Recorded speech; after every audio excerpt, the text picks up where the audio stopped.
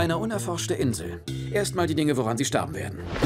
Regen, Hitze, krankheitsübertragende Fliegen und dabei sind wir noch gar nicht bei den Dingen, die sie lebendig auffressen wollen. Wir verdoppeln das. Plus einen Bonus, falls wir es zurückschaffen. Falls?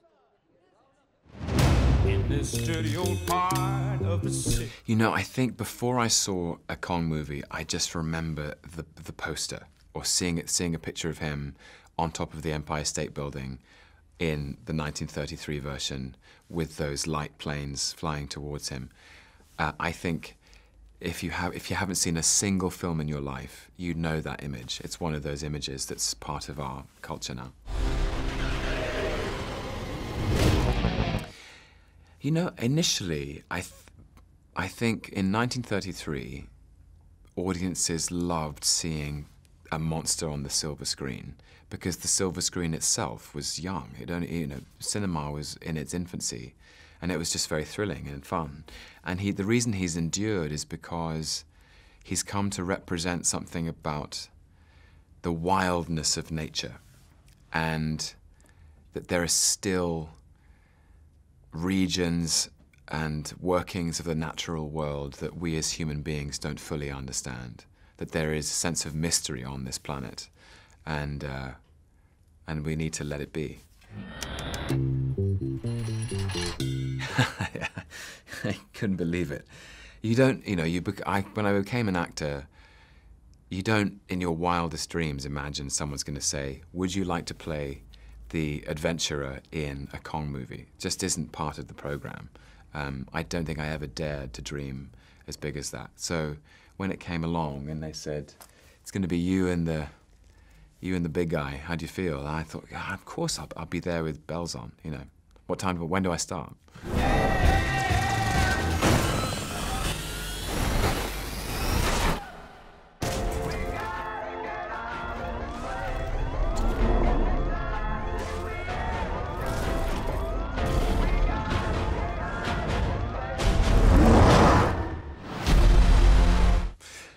It's one of the ones that comes to mind when the helicopters are riding into the sunset, and you're seeing Kong for the first time stand up, and you are fully aware of his size, a truly terrifying presence.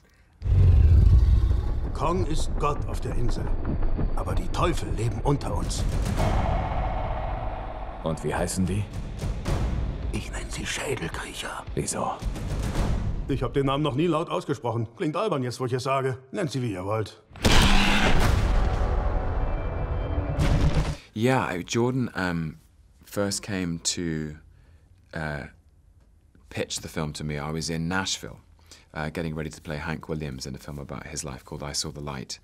And we went out for dinner on a Friday night in a diner in Nashville, and he said, I want to make an old-fashioned adventure film, just like the ones that you and I grew up watching as children. And it's going to be rock and roll, and it's going to be classic. And from that was in late 2014, so quite some time ago.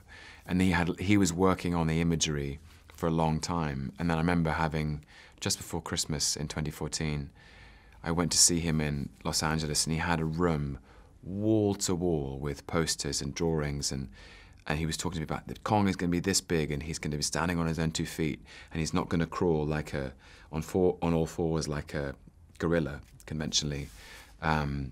He just knew exactly what he was going to do. Showed me sketches of the water buffalo and the squid and all the stuff that you see in the film.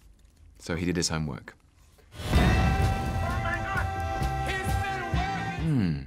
Maybe. I think it's part of the job, actually.